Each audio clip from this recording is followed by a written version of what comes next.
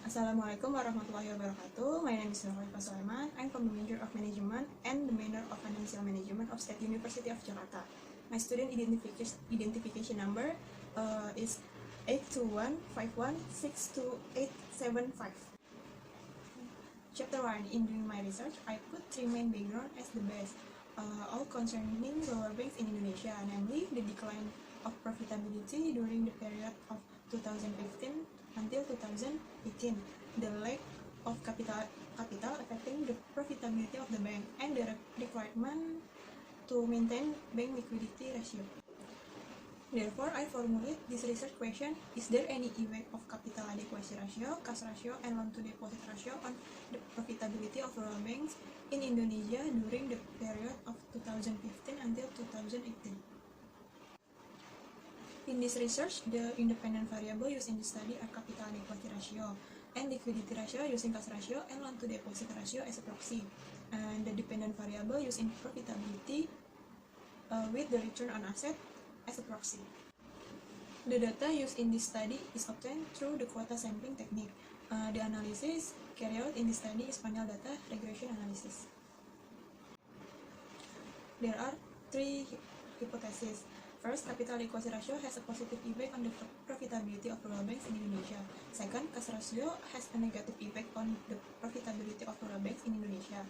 And third, the loan-to-deposit ratio has a positive effect on the profitability of rural banks in Indonesia. In doing this research, I carry out several tests, namely Chow test, Hausman test, classic assumption test, multicollinearity test, hypothesis test, and coefficient of determination test.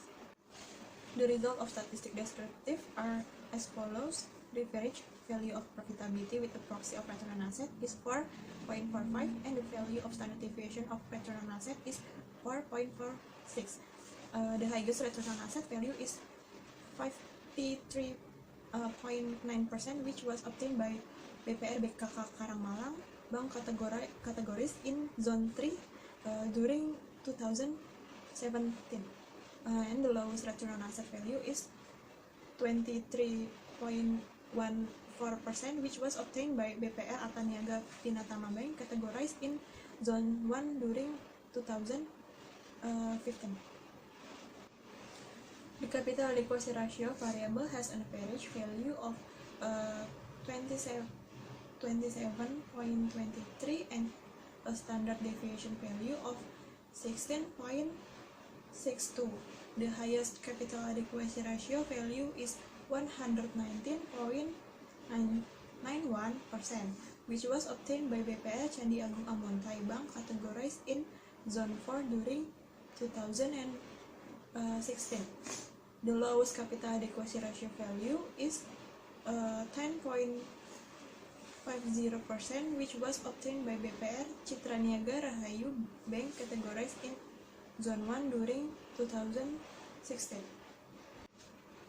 The cash ratio variable has an average value of 21.88 and a standard deviation value of 13.04.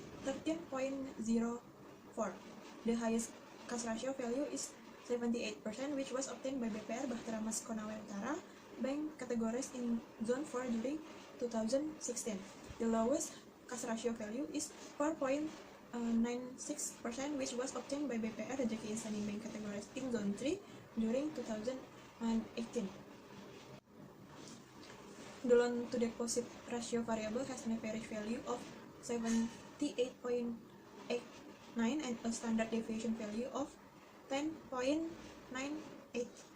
And the highest loan-to-deposit ratio value is 137%, which was obtained by BPR Candi Agung Amontai Bank during 2015. The lowest loan-to-deposit ratio value is 42.72%, which was obtained by BPR Mitra Usaha Muara Pati Bank categorized Zone 4 during 2017. The result of classical assumption test or multicollinearity test, the coefficient value among variable which does not exceed 0.9 indicates that there is no correlation among the independent variable. Therefore, it can be interpreted that the regression model is in this research is decent. The result of regression test result of panel data are Zone 1 is use random event model, Zone 2 fixed event model, Zone 3 random event model, and Zone 4 use random event model. The result of hypothesis testing. First, the effect of capital adequacy ratio on return on asset. The capital adequacy ratio has a positive effect on profitability of rural banks categorized in Zone 4. The higher the capital adequacy ratio, the higher the ability of the bank to incur the risk of any productive asset that contain risk, and the bank will be able to fund its operational activities efficiently, so that it will have an effect on increasing the bank profitability. And then the capital adequacy ratio has no effect on the profitability of rural banks categorized in Zone 1, Zone 2, and Zone 3. This occurs, of course, as a result of large capital owned by banks, but it cannot be utilized to invest effectively in order to generate profit due to the effort of bank in maintaining the amounts of capital as required by Bank Indonesia in its regulation, which required a CAR ratio of at least 8%, making it difficult for a bank to release the capital for funding since it may incur enormous risks. Second, the effect of cash ratio on return on asset.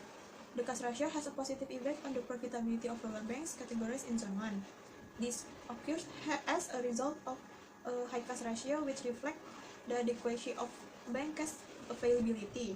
Therefore, the bank management is free to expand its business to gain profit and to maximize short-term debt settlement. And then the cash ratio has no effect on profitability of rural banks categorized in Zone 2, Zone 3, and Zone 4. This occurs since the placement of sufficiently large fund on the balance sheet will have a different effect. That matter will make its liquidity more preferable, but the company will lose the opportunity to earn additional profit as the funds are reserved to meet the liquidity instead of being utilized for investment. Third, the effect of loan-to-deposit ratio on return on asset.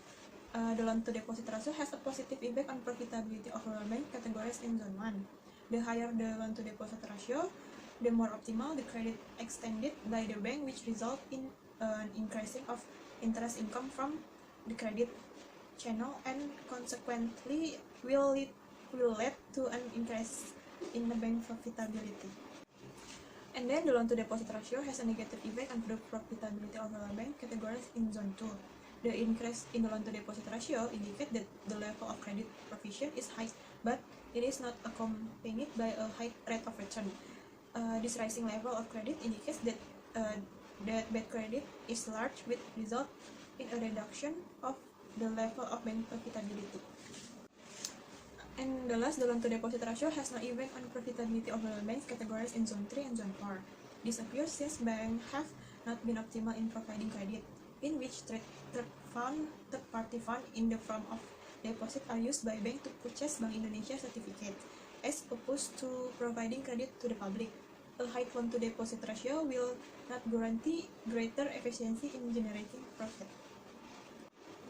Conclusion. The capital adequacy ratio has a positive effect on the profitability of rural banks categorized in Zone 4.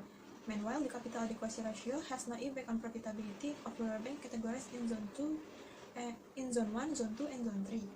And then the cash ratio has a positive effect on profitability of rural banks categorized in Zone 1. Meanwhile, the cash ratio has no effect on profitability of rural banks categorized in Zone 2, Zone 3, and Zone 4. And then the loan-to-deposit ratio has a positive effect on the profitability of rural banks categorized in Zone 1. On the other hand, in Zone 2, the loan-to-deposit ratio has a negative effect on the profitability of rural banks. Meanwhile, in Zone 3 and Zone 4, the loan-to-deposit ratio has no effect on profitability of rural banks. Suggestion. Other independent variables such as BOPO and NPL and variable related to liquidity with other proxies that are considered to have a significant effect on profitability should be added in order to achieve more varied result. And then the object of the research should be expanded, not only limited to 25 rural banks in Indonesia for each zone. For instance, 100 rural banks in Indonesia for each zone in order to compare clearly the distinction in each zone. Yeah, this subchapter brings me to the end of my presentation, and thank you for your attention.